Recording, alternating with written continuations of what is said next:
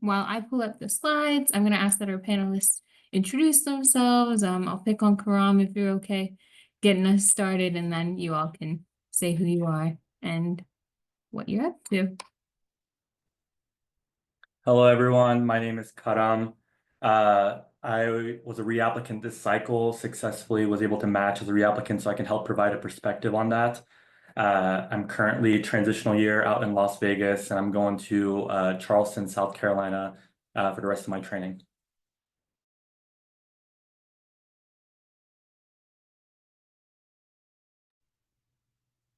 Hi, everyone. My name is Lauren Bagneris. I graduated in December from LSU Health Science Center in New Orleans. So I am an out-of-cycle student. I'm an MD, MPH graduate. I did additional training in my master's to get my master of public health. And I recently matched to University of Texas in Houston. I'm really excited. So if anyone has any questions about being out of cycle and navigating, the application cycle in that regard, or if you did dual degree or just have any questions, please feel free to ask me anything. Hey everybody, I'm Caitlin. I currently go to school at UT Medical Branch here in Texas. I matched at Northwestern, and I'm also happen to be an MD and PH student, so happy to give some perspective on that as well. Hey guys, I'm Kate. I am from Michigan State DO program, and I matched at Rush in Chicago. Hey guys, my name's Matt Joseph. I go to TCOM and I couples matched into the University of Connecticut in the Northeast. And if anybody had questions specifically about couples matching, I'd be glad to answer as well. Hi everyone, my name's Emily. I'm a student at the University of New England and I matched at Virginia Commonwealth University. Hey everyone, my name is Tia Pasley. I'm a fourth year at NYTCOM at Arkansas State University. I matched at the Mayo Clinic and I soaped into my intern year program. So if you want the perspective of soaping into a program, I got you. I'm Rachel. I'm just a regular old MD student at Einstein, and I matched at Monty for PM&R. I also couples matched, not dual PM&R. We did psych and PM&R, and actually navigated soaping for my partner. So I have experienced the full spectrum of NRMP's offerings this cycle.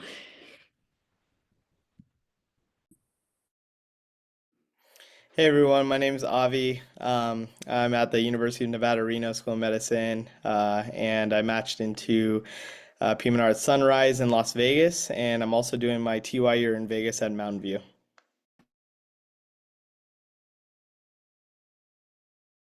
All right, perfect. Thank you, everybody. I'm just gonna get our questions up on the screen.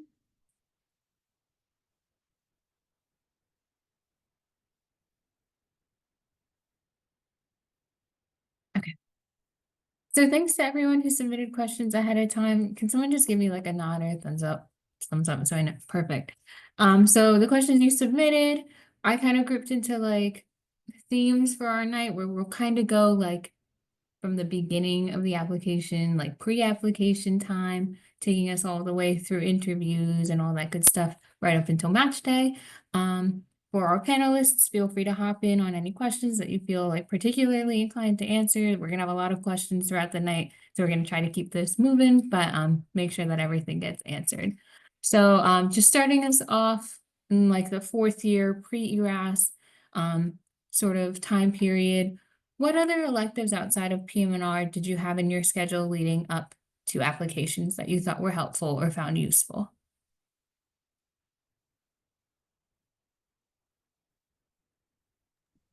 I can start. I did a MSK radiology elective early in my fourth year, and it was really chill because it was radiology, but I also did learn a little bit.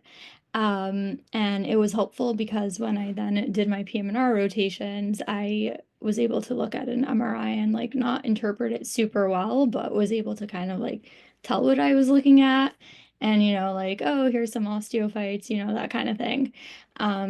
So I definitely recommend that. I did Einstein lets us kind of like create our own classes like for electives in fourth year. So I did like a chronic pain research kind of situation. So I did 2 weeks in clinic with my mentor and then 2 weeks just like writing up a manuscript.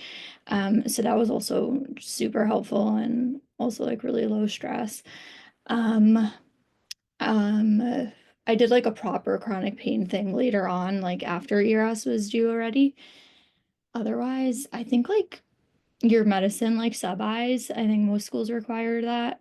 It low-key was helpful because I felt a lot more capable when I then did my PM&R rotations. Like I was capable of seeing patients by myself and like being pretty independent.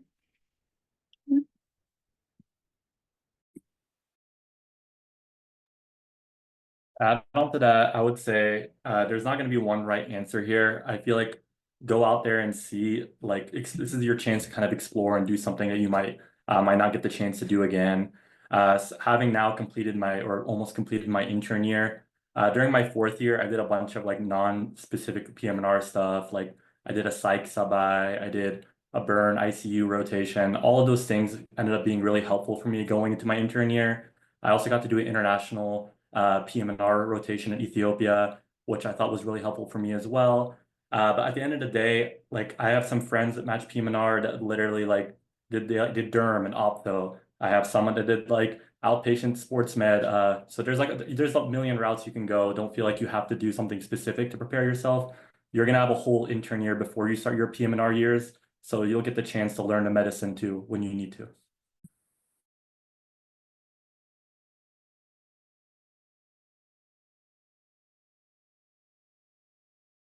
Cool. Thank you all.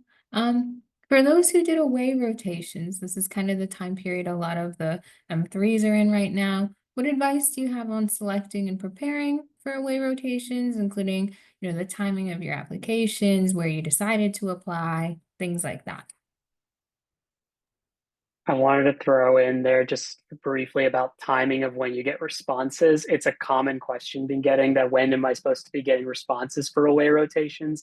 That can vary. Just because one person says that they're already getting like a couple at the time doesn't mean that you're not going to be getting your away rotations.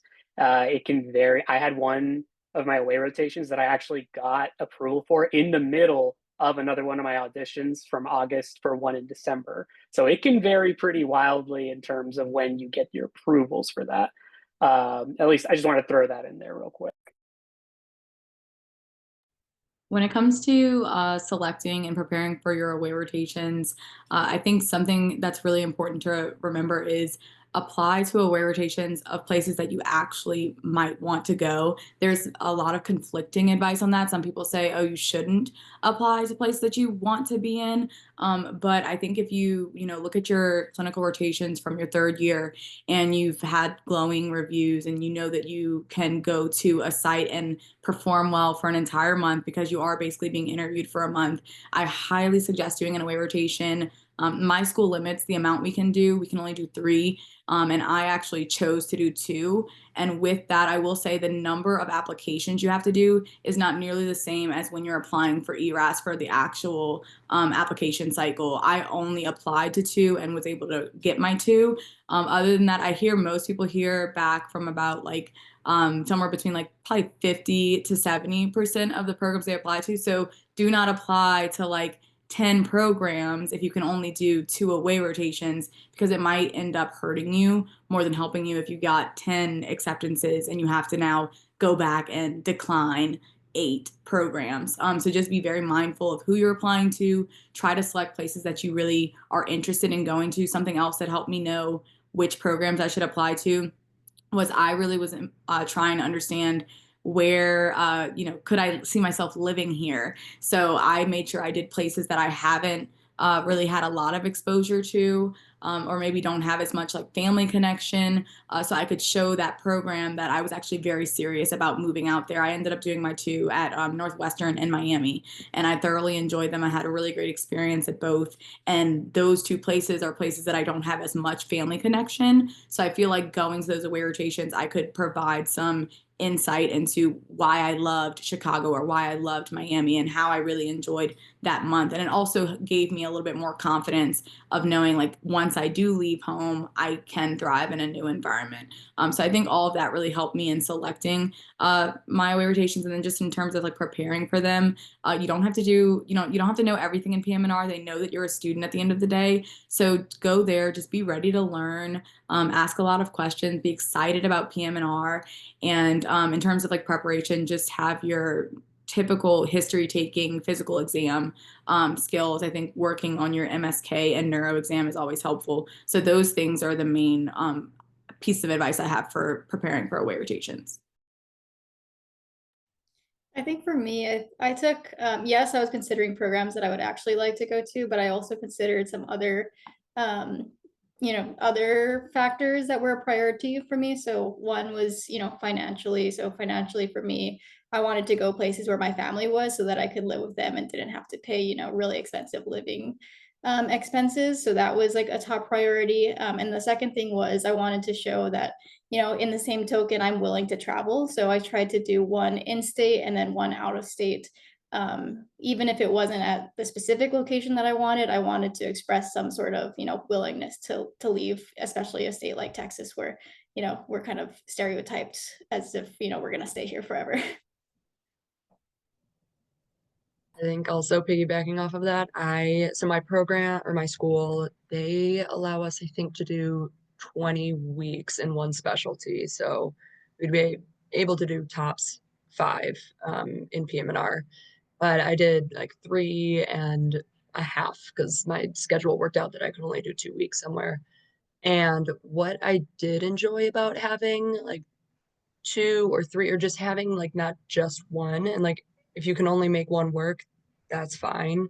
But I did like that I could kind of compare and contrast and see, okay, what does it look like when you're working in like a really underserved area and their resources are totally different than say over at Northwestern where we have, all of these resources and it's amazing, and seeing how that training is, comparing the differences, I thought was really helpful because as much as you can kind of get an idea during interview season, it's hard when it's virtual. So that was kind of my pull to do a couple more and doing 3.5. Obviously, it's a little tiring, but you get through it. So yeah, those are my little tidbits. To add on to this, in terms of timing, ideally, we want to have you in the earlier months of 4th year for you to do your rotations. But my situation was a little bit different. A lot of my rotations were towards the end, all the way into January. And it was tough when it came to scheduling interviews and being on the interview trail. But I do feel like I benefited from being there during the interview months, because I was able to see, for a lot of the places that I interviewed with, I was able to see how they actually operated while I was there, and then could speak intelligently on the rotation, on my experience there. Um, Again, it's tough, but if it ends up that way, don't think you're doing anything wrong or going about it the wrong way, because it could be beneficial to you. I agree with everything everyone's been saying. The last thing I think that you should just think about is if you have a home program, is your home program really inpatient heavy or like really outpatient heavy? Because you do want to demonstrate that you've had experience in both, because PM&R does both and residency programs do both. So yeah, like if your home program, if you have a home program, if it's very, very much one of them, try to do in a way in the opposite kind of thing.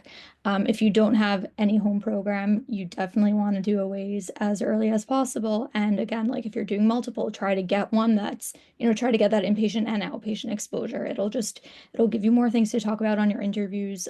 Some places want to see that you've had that exposure, and I don't know, it just lets you, show that you can shine in a lot of settings.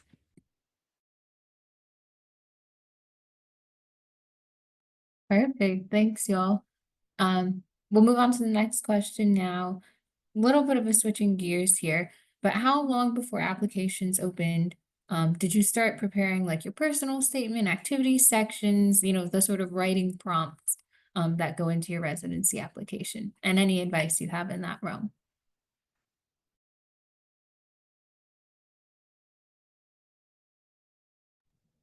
I started like early writing my personal statement in like right around now.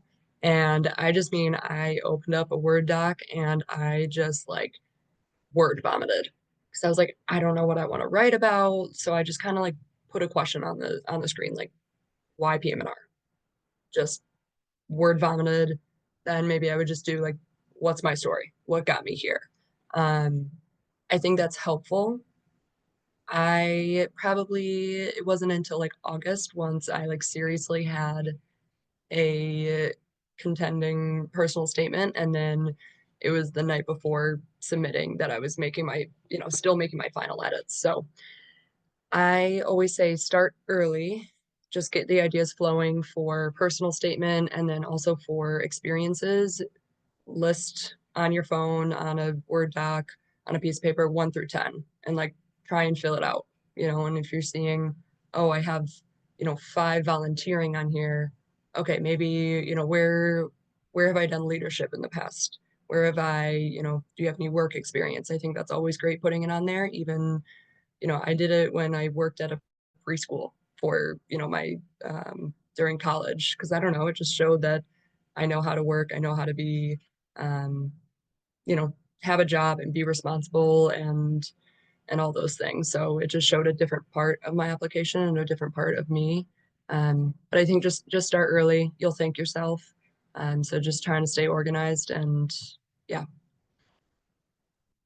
I also started pretty early as an out of cycle student. A lot of my original classmates applied in Match of 2024. And so when they were doing it and going through their 10 experiences, I just kind of started brainstorming, like Kate was mentioning, and wrote down in my phone, what are my 10 experiences and like, why are these important to me? Why these 10? So I started writing that as early as possible. And I think that really helped me a lot when it came time to actually sitting down to write my activities section, because I was able to kind of tailor it a bit more to PM&R. Like I had word vomited earlier.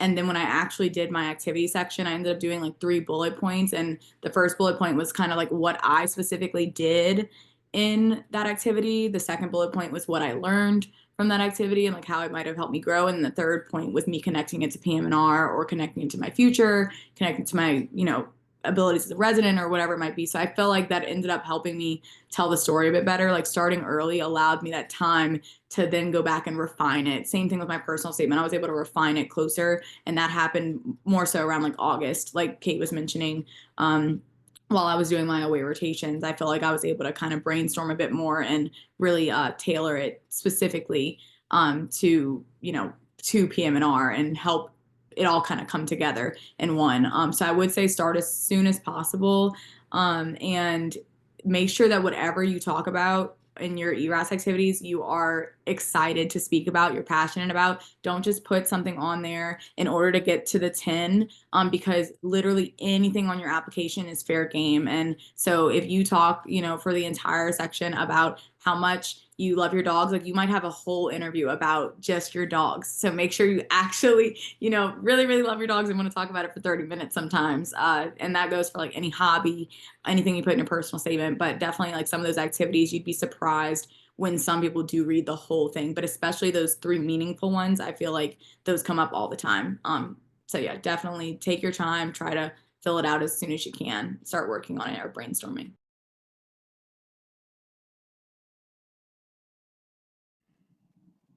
Yeah, I like a lot what Lauren said there. I think what she said, especially about you know, some of her things were tied kind of back to PM&R, and I think we're in a field where more so than some other fields, they're really looking for, why are you interested in this, in PM&R, and if you can display that, through your stories, through your experiences, that'll totally hit a home run for so many of these programs. And just to plus one the hobby section too, almost every one of your interviews, at least mine, it was like most of the conversation was my hobby section, and I just used like that one slot that they gave us, and I'm really glad because I mean it's just a way I feel like to break the ice, and it makes you kind of more of a human outside of this research that you did or this volunteer activity, which are all great things, but I don't know, it just kind of gives them a feel for your character a little bit more. So I think I would,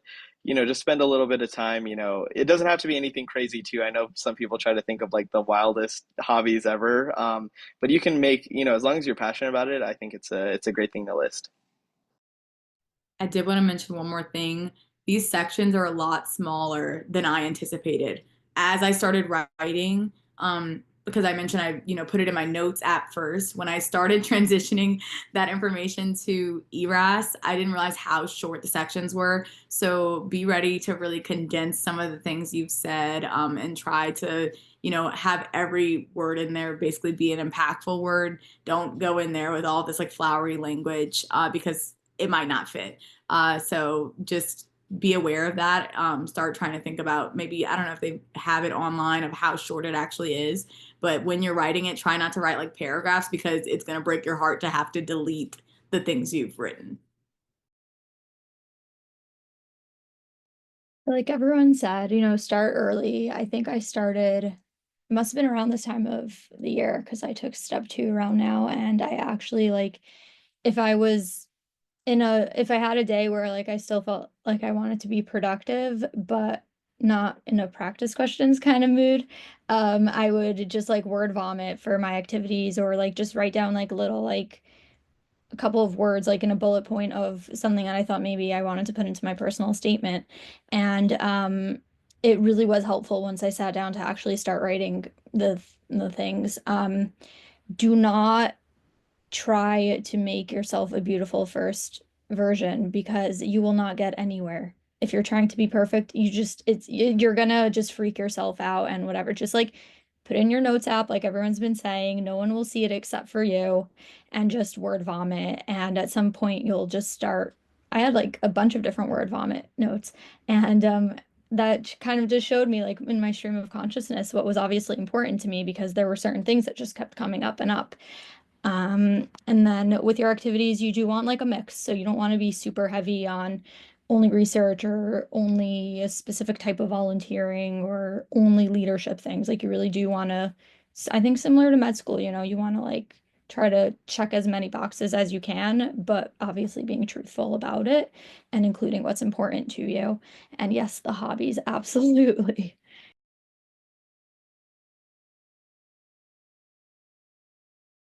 All right, and then just to kind of like round out our pre-ERAS, moving us along the timeline, do you all have any advice on how to make connections with potential mentors at programs that you're interested in, ways to learn a bit more about programs that you're interested in other than like the website?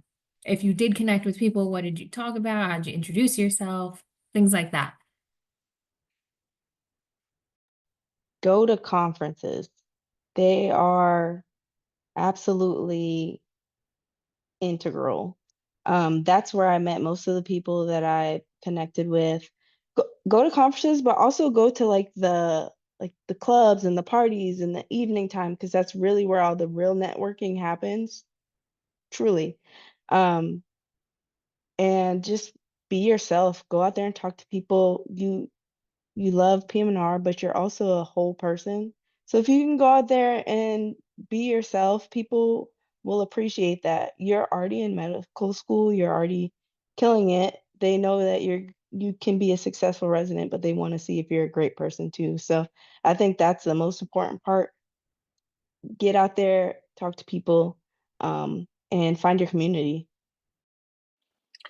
I gotta add on to that one. I think TJ like hit that on the head.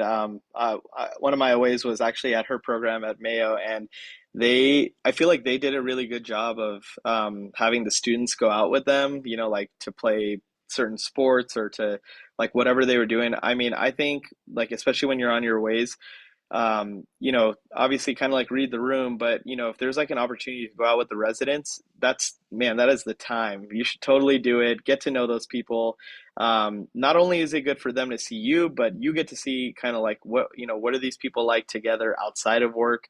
And it's just, I mean, I think that was honestly probably one of the most fun parts of the OAs was like getting to hang out with the residents and just, you know, just kind of vibe with them all around.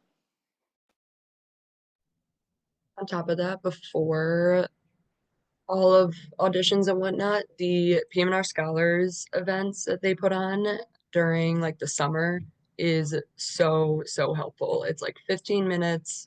It's like every week it's 15 minutes and a program gets to do a PowerPoint of, hey, get to know our program, get to know us a little bit, and kind of goes through just like a PowerPoint.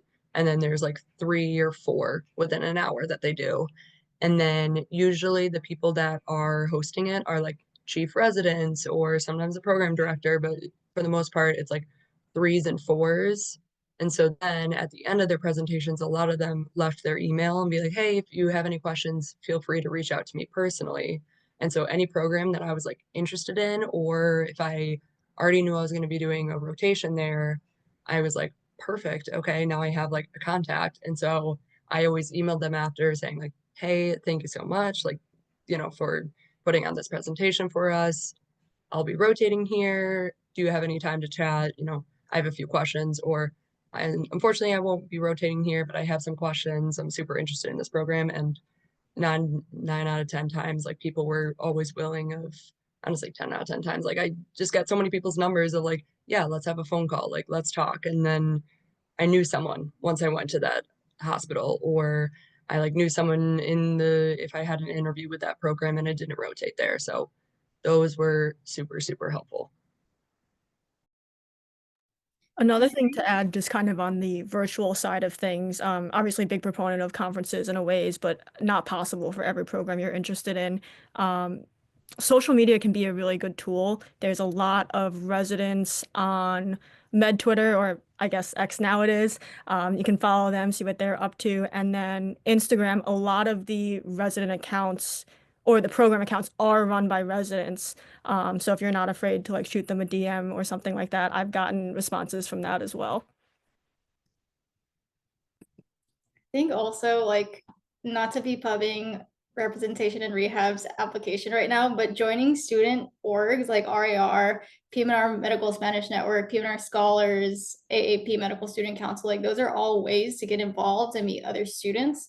And when you do that, you know, if somebody else that you make friends with networks, you know, you open up an avenue to get connected to the next person and, you know, vice versa. So I think we're all in this together, and PM&R is very collaborative, and it's been super easy to gain mentorship through all of the kind of national student orgs that I've been a part of.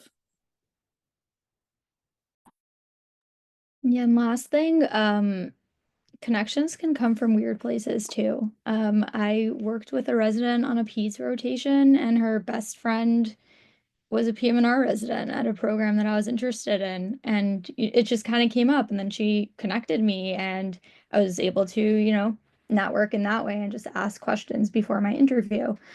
So I found that super helpful. So you never know, just like be a person everywhere you go. It's residency is different than med school where you're like begging to like get in, you know, and you like don't want to be a person, you want to just be this perfect applicant.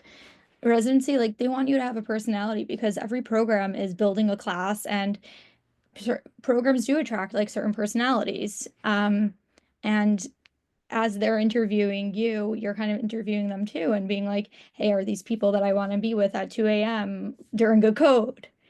So the only way to really know that is if they know your personality, you know their personalities.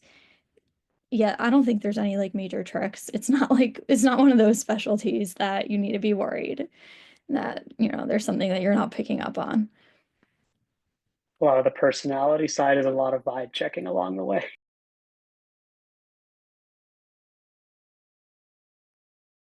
Thanks, everyone. I think we will segue over and move along our application timeline. First question here is, what advice do you have about selecting letter writers for your letters of rec, and how did you use up? I think it's 4 for PM&R? Correct me if I'm wrong, but how did you divvy up your letters?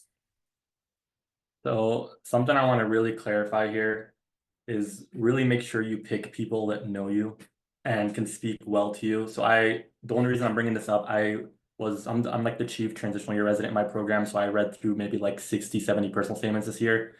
Sorry, letters of rec this year. And there's so many out there that you could have a perfect application and your letter of rec writer just did you dirty. I mean, like if they don't speak well to you, you can read it. You can kind of see it in the speech. And also there, like if you're a dual applicant, for example, sometimes they'll say the wrong specialty on there. So you just got to be really careful. My main thing to say is connections matter, obviously. If you feel like you can get a good letter from someone that knows you, that's like a chair or a PD, obviously go for it, but don't feel like you need to go get one from a chair or PD that doesn't know you at all versus someone that really knows you. That's my gist of what I'm trying to say. I completely agree. And that also goes with, seeking a PM&R letter. If the PM&R department or the person who you rotated with for a week or two does not know you as well versus the family medicine physician who you worked with for an entire month and knows you and was also the faculty advisor for your Gold Humanism Honor Society, like go with that letter. I think having someone who speaks strongly to your characteristics and actually can say they know you and know that you're going to be an amazing resident will speak so much more than just having a letter that's a program department chair or that's a PM&R letter. Now, with that, though, I will say from what I've heard, people do try to say you should have at least one PM&R letter. Like some of them actually require a PM&R letter when you look at ERAS. So try to connect with a physiatrist, whether that be in a way rotation or if that's, at your home program. But outside of that one or two, you can, and I actually suggest doing some letters from other specialties too to show people that you are well-rounded and that you didn't just show up for your PM&R rotations. You also showed up for your IM or your FM or your neuro because all of those speak a lot to PM&R as well. So I actually had 2 letters that were non-PM&R. It was FM and IM, and then I had 3 PM&R letters. The reason I had 5 instead was because certain ones I felt would go better to certain programs. You don't need to send all 4 to the same program. So keep that in mind as well. If you have a letter with, maybe the person's an alumni of a certain institution, you might want to send their letter to that program, but maybe not to another program that's next door, if that makes sense. So just keep that in mind as well. I also want to second, like getting just very strong letter writers, because during interviews, I had faculty members and program directors literally quote stuff from letters saying, hey, this person, or not even this person, someone of your letter writers said X, Y, and Z about you. How does that make you feel? Or why do you think they said that? And, can we talk a bit about this? Or, oh, we worked together for 20 years, your letter writer. So just make sure you're very intentional about who you choose because that will come up. I think, one of the things they really rely on is your letters more so than some of the other things you might write in your application. Yeah, everything agreed with everything. The important thing is, I guess, when you are asking a letter writer for a letter, give them an out. And that way you will make sure that you get good letters. You don't want them saying yes because they feel pressure to write you a letter and then they write you just like a chat GPT letter. So when you ask for a letter, number one, pick someone that you think knows you well. But also say, I was wondering if you would be able to write a really strong letter of recommendation for me. If you aren't fully comfortable doing that, I can ask other people, like no worries at all. And I did have someone who said, maybe you should try someone else first, and I'm happy to be like a backup if you need it. And I think that really made sure that I had letters that were strong. Your letters, oh my gosh, like on my interviews, the amount of like PDs who were like, oh, I trained with this person, you better shoot them an email after and say hi. Like everybody knows everyone. I do think if you have a home program, there is a little bit of an expectation that you have a letter from someone in leadership at that program, either a chair or vice chair or whatever, PD, APD, like just someone. I don't know if it's a real rule. I just know that that is just something that people just try to do. My home program does make sure to do that for us, that the PD will write us a letter just like composited of like residents' impressions of us.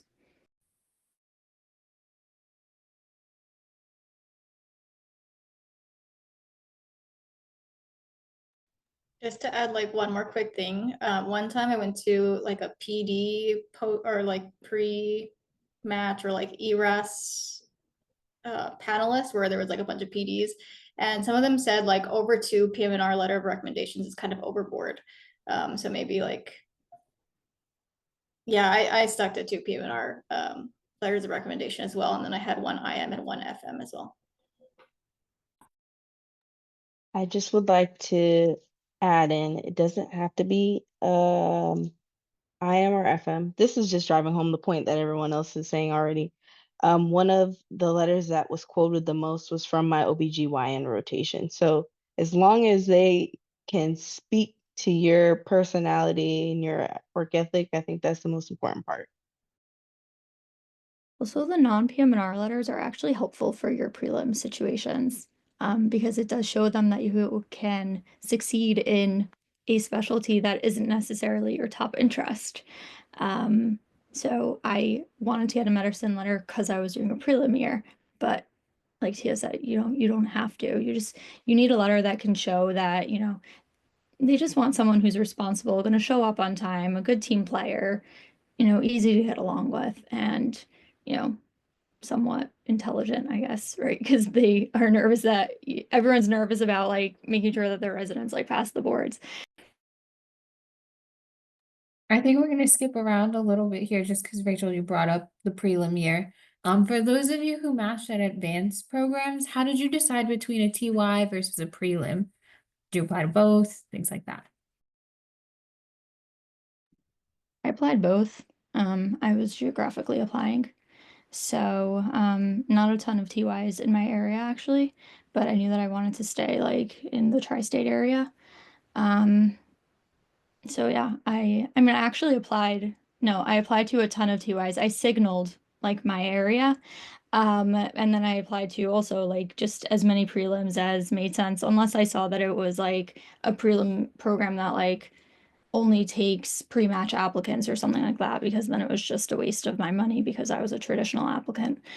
And then, yeah, you aren't making your rank list when you are deciding where to apply to. So you can apply to as many kind of things as you want. And then as you're going through the interview cycle, say, hey, I really hate the vibe of all these TYs. I don't want to do a TY. I only want to do prelims. So then when you're making your rank list, you'll just end up just putting those prelims higher up and putting the TYs at the bottom, or just not including them at all.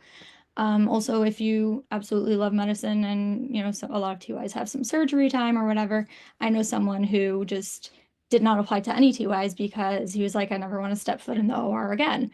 So he only applied to prelims. So I guess that's kind of an approach as well. Yeah, to follow that up now, because I'm basically almost done with a transitional year. Honestly, like whichever route you go, I think you'll get your good training that you need for the rest of residency. I was biased to a transitional year because I could, if I wanted to, let's say, to turn it into a prelim IM or a prelim surgery, I can through my electives. Like it gives you the flexibility. Or if I just want electives to like do things that are PM&R relevant, then I can as well. That's the reason I kind of like transitional year. If you're someone, in addition, if you're someone that is worried that you might not match, because it's a very realistic thing this year, these last few years, it is nice to have, whether it's transitional or prelim, like interviews at programs that are tied or at least in the same hospital as a PM&R program. So worst case scenario, if you don't match and you match into that prelim year, you can get like rotations in with that program that can help you as a reapplicant. So that's something that I considered, and that's something I think might be helpful. Yeah, I am the cautionary tale in this case. I I applied to both prelim and TY programs, but I didn't apply broadly enough because I was trying to keep it geographic, close to family, because of, all that fun stuff. I should have applied more broadly, and that's the advice that I give you guys. this time around because I think Lauren said it somewhere else we were. The amount of programs that you apply to doesn't necessarily mean that you're going to have the same amount of yield of interviews. So I applied to 30 or 40 TY and prelim programs and I got like 3 or 4 interviews. And so I was already in a bad situation going into the match, and I anticipated I was going to have to soap because the TY programs and prelim programs are very competitive. We're still working against derm, anesthesiology, radiology, all that fun stuff. And so apply broadly, apply to places you don't think that you will go to, and honestly research your programs a lot more than I did. I was very focused on the PM&R side of it and not so much on the intern year because I was like, I just need to get through this. A quick thing I'll also add, because it is very common that like you apply to a bunch of like TY and prelim and you don't get many back because half those programs get thousands of applicants or like applications. And so like there's literally no way that they can sift through all of them. And so after a while, and like I knew people like through the Slack and like hearing from other people getting interview invites, I just like started reaching out to the programs. I don't think that's a bad thing to do. You just find their email, program director, program coordinator on their website and just say, say a quick blurb of I applied, I'm really interested. I am applying to PM&R programs within this area. They're all my top choices. I'm really interested in this program. Keep it very brief. But that got me 2 extra interviews. And then one was like, oh, I'm sorry, like we didn't even see yours. Like, let me pull it up and look through it. So, oh, it never hurts to reach out.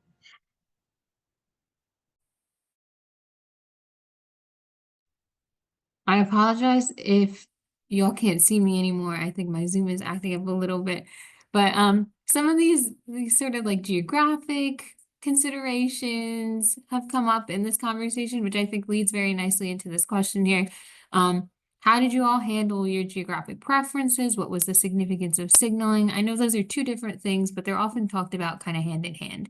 So can you talk to us a little bit about your experiences with those 2 elements of the application? In terms of geographic, I am all of this, don't play games. Just like don't try to outsmart the system. You're not gonna win. I did places that I had family there. So I signaled, where I live, where my parents live. And then I had relatives in another area, so I signaled that. And then the last area I signaled was a region that had a bunch of programs for me and for my partner. Because living together was the priority to us actually, and I was extremely upfront about that on all my interviews. Even like programs asked me, would you like legit come to us if we took you? And I was like, if my husband gets an interview here, yes. And then in terms of the signaling, again, like well, this year like PM&R gets 20 now, but we got 8. Pick your 8 favorite programs, and they should not be reaches. You can do, 1 or 2 reaches, but otherwise pick ones that are realistic for you, because the program, the signals, it's a token that you're giving the program, and you're saying, hi, I'm actually really interested in you. I'm not just sprinkling my application everywhere. So use that wisely. And then prelims and TYs got like 10 or 15, I don't remember, but again, same thing. I think the difference is like the prelims and TYs are a 1-year position, and like they're kind of like disposable in a way. Like you're not committed to that program whatsoever. You're there for a year, it's a temporary pit stop, and you're moving on. So I and most people I had spoken to actually straight up just signaled those based on location. Kind of reflecting some of what was mentioned about since I was couples matching, we prioritized just wanting to stay together. We went with the approach, honestly, that we were just we didn't really have specific geographic preferences, but we did put 3 different ones. And on average, I did notice that we tended to receive invitations for the ones that we did list, and a lot significantly fewer numbers for the places that we did not list for our geographic preferences. We tried to make sure that the signals did align with our geographic preferences as well, just because we didn't want to, quote unquote, send a wasted signal for an area. We also did geographic signals at the same time. Probably going to be more important in moving forward in the future with how many more signals are going to be available. That cap on 20, or that increased number to 20 probably will be however many they're hoping that will individually get, to be honest, which can be a good or bad thing, depending on how it goes. But the signals themselves, I feel like really matter in the long term for the interview process. More often than not, those are the ones that were where I tended to get interviews with at the same time with my partner as well, since we aligned our geographic signals in the process. I'm just gonna echo that. Based on the AAP actually did a study about in PM&R specifically, when you align your signals, like your program signals with your geographic preference, it actually yields more interviews. That was the part of the study that showed like the best results. So you get those 3 geographic preferences. I completely agree with Rachel. Like, do where you actually want to be. Do not play games, because you will play a game and end up somewhere you do not want to be. So put where you really want to be. And I also agree with Matthew that this is a personal opinion, but I do think the significance of signaling it's going to be even more prominent now that y'all have 20, because I think people are trying to do that to reduce the financial burden on applicants and to reduce the burden of programs having to sift through 700 plus applications in order to pick 100 people to interview in order to pick 4 people to actually be their residents. So I think that that's what they're hoping will happen with the shift of signaling to having more, like having 20. I think that that's going to be very important. So make sure you signal the places you want to be. You might be able to add a few more reaches in there just because you do have 20. So 3 to 5, 3 to 4, depending on you. But the rest of them, like, make sure they're just very, very, no matter what, even your reaches should be like realistic. Of if your reach is in a place that you grew up, that might it might really help you. You really never know what these programs are looking for. But I definitely think it's very important. And then I just want to kind of say something similar with the whole like TY and prelim year as well. You also get signals with that. When you signal your TYs and prelim years, make sure you're also looking at the demographic of who they typically select, especially for transitional year. If you see a TY program that only has people who match into derm, radiology, and they've never had a PM&R, like, do not waste a signal. That's a personal opinion, but I personally think do not waste a signal on that, because they're showing you better than they can tell you. They typically only do have derm or pre-derm and pre-radiology people. So just try to see if you can research that. I know I looked into it, so I think that's like probably the best way to use your signals. Yeah, just to follow that up, they actually have done research that backs up what they're saying. Like with orthopedics, they have 30 signals, and they've done research the last few years that have shown that like very, very minimal, unless you're like an insane applicant, get any interviews outside of their 30 signals. So when you're in one of those specialties that has a lot of signals, which is now PM&R is becoming, it's kind of like a soft cap. You can still possibly get interviews outside of your 20 signals. It's just going to be a lot less likely. You're basically, in essence, it's kind of, in my opinion, I think it's a good thing. Everyone has their opinion, because it's preventing kind of also hogging of interviews. Because sometimes there's some people that have like crazy scores, crazy apps, crazy connections that would get like 25 plus interviews. I know there are people like there, but now that might be limited. And I think it might even the game a little bit. I just wanted to add to just to add to the signal talk, that it also doesn't hurt, especially maybe for like those few programs that maybe you're like really interested in, or you really want to go to, these specific, I don't know, 5 programs or whatever. You could totally send like a letter of interest to, making it kind of obviously not anything too crazy, but just something like that makes their program special to you and why you really want that program.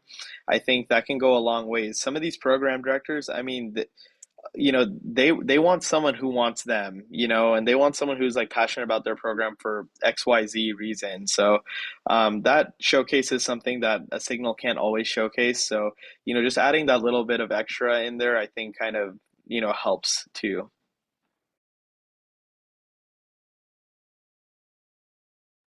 Awesome. Thanks, everyone. I think just to keep us moving along, we'll kind of move over to interviews, ranking, probably the stuff that's most, recent for you all. How did you, in general, just prepare for interviews? My first interview was a hot mess. I was really lucky that it was with a program that the program director knew me pretty well, actually.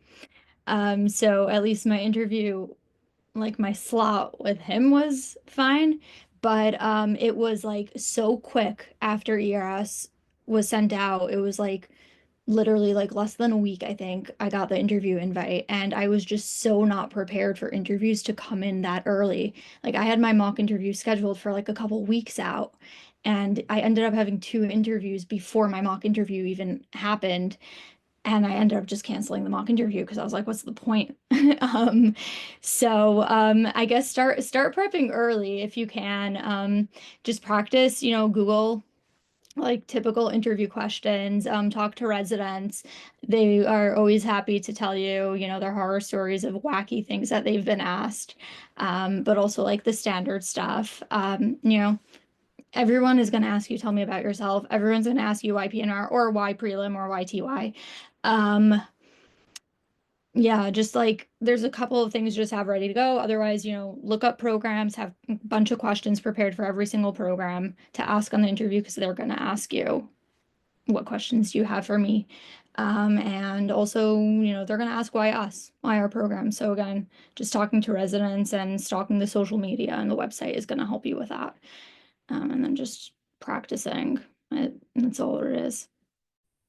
I think Kate had mentioned it earlier, but PM&R Scholars is a great resource. And I actually, watched it over the summer, like would go to the programs I thought I was interested in when it came to, okay, where do I want to apply?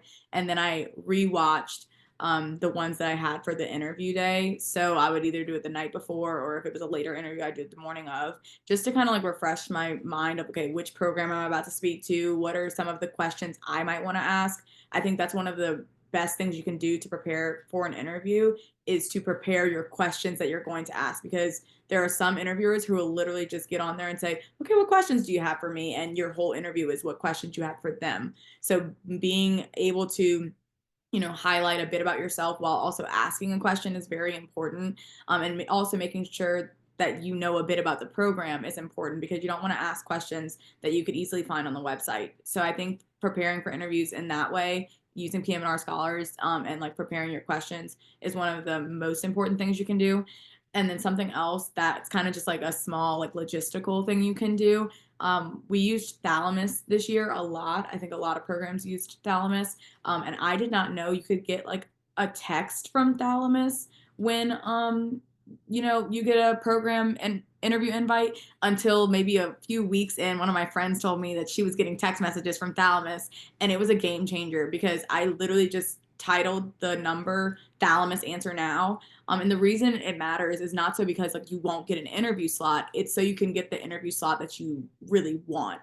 It's like there were some times where the program's only offered 3 dates for an interview, and I already had 2 of those dates filled with another program. So if I couldn't get that third day, I'd have to reach out to the program coordinator, who would then have to reach out to the other applicants. It was just a whole thing. So try to get on there as fast as you can, and the logistical thing to do would be to save Thalamus's number as Thalamus Answer Now, and like get on there as soon as you can. I do know some people who gave their partners or their parents their login information. So if they were on rotation while interviews were being extended, people could go on and log in for them if they had access to the calendar. I didn't personally need to do that because I wasn't rotating during my interview season. But if you're on a very busy rotation, that could also help you.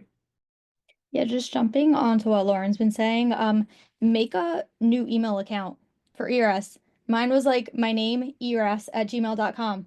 And that way, it doesn't look professional if you're on rotations and you're constantly checking your phone, right? That's really bad. So what I would do is I had everything on my phone muted, like on Do Not Disturb, except for this email address. And that's where Thalamus came to.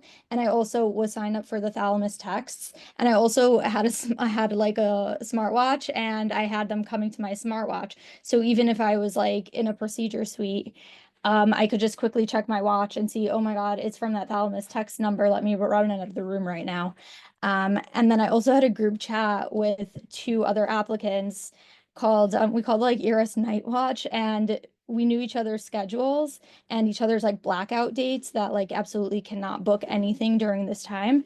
And we were all signed into each other's like ERS accounts if needed. Like one of my friends was on a cruise for like a week and didn't really have access. And so yeah, as soon as someone was like, hey, I'm not going to be available, can you please check for me? We would like all be signed into each other's stuff. And then if an alert came through, we would like quickly put on the chat like, hey, if you don't answer in the next 30 seconds, I'm booking an interview for you. And it actually worked really well. Like we booked each other a lot of interviews, and we would have really missed interviews otherwise. I want to second, honestly, making the separate Google accounts and having somebody to potentially help with scheduling happened a lot. There also, for example, during auditions, if there was an interview that was popping up and it was maybe during a particular busy period, my partner sometimes was able to pick up on something that an interview was that I had and schedule it in a Google Calendar that we were sharing together as well, and scheduling it so that you're just not losing potentially a better time that would work out and help significantly in the stress of things as well. On my end, I was navigating scheduling interviews while being on away rotations. I will say a lot of programs are actually very understanding of the situation. They know what's going on. And so if I would get a ping on my watch, because I did the same thing that you guys have been mentioning, if I got a ping on my watch, or I'd be like, hey, I just got an interview, can I step away for a second? They'd be like, yeah, sure, whatever. Go ahead, like go get the interview. So a lot of programs are actually more chill than you would expect them to be, especially during interview season, but still do your best to try and like show your professionalism, but get that interview.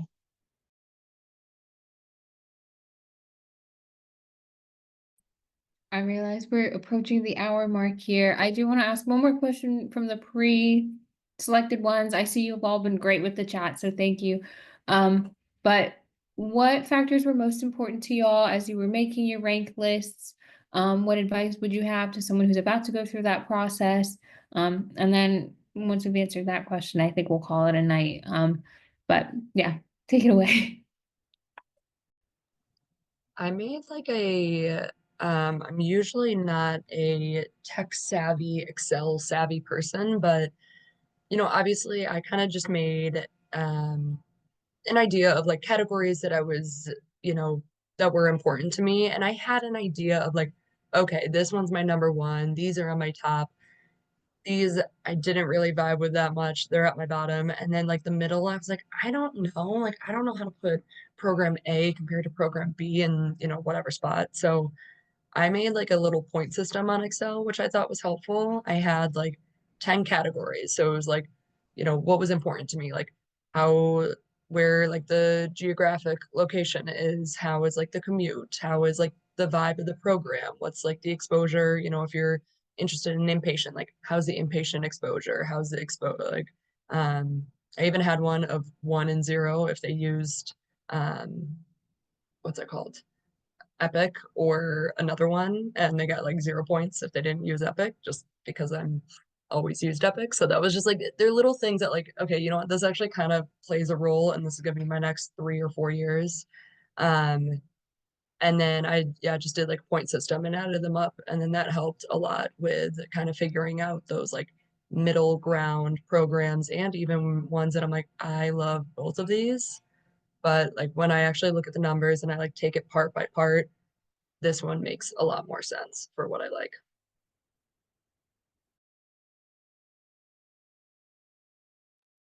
So Yeah.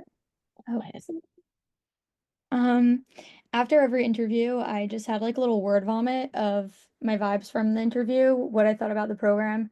If there's anything really unique, like really good or really bad about the program, I would write all of that down. And then closer to rank list time, I turned all of that into a chart. You're gonna become like an Excel, Google Calendar nerd, and that's just what happens to everybody, and it's okay. It's gonna help you stay organized. It's a good nerd. And at the end of the day, though, when I made my rank list, that kind of stuff did matter somewhat, but I was very torn on my top three, and I kind of just kept making different iterations of it, like every 4 days, let's say, I would slightly change them, and then I ended up just going with the combination that I wasn't tossing and turning all night after. So I guess that's just like the gut feeling that people go after. And also, like, it's a really valid thing to consider like family as a huge thing in making your rank list. Some people are like, no, it should be all these academic factors and these training factors, and that's not necessarily true. You also have to be really happy during residency, because if your mental health is in the toilet, you're not going to perform well. Um, so it's really valid to go to a program that might be like less prestigious or whatever, but it will like let you live in an area that you love near your family and that kind of stuff. Also, don't wait on putting on a rank list and deciding on it. It's better to, if you want to think about when you make that list, you want to make sure you're coming back to it, because inevitably you may just have one little detail about the way that you ranked it. Maybe I'm not super happy with that. It's better you do that earlier than after you've already submitted your list. So if you need some time, make sure you give yourself at least a little bit of time to process what all you're thinking. Especially important if you're making it with a second person. Yeah, I just like to add on, PM&R is a small enough specialty where like no matter where you end up, you can still build like a great career for yourself, in my opinion. I have some mentors that were at very, very small, very, very like unknown PM&R programs, and now they're like on the international level doing big things, or like involved in the AA PM&R, AOC PM&R. So there's like a lot of ways you can still make an impact in this and get into a good fellowship in this field, even if you don't match necessarily where you thought you wanted to. So hopefully things work out for everyone here, and I think you'll get a good experience no matter where you end up.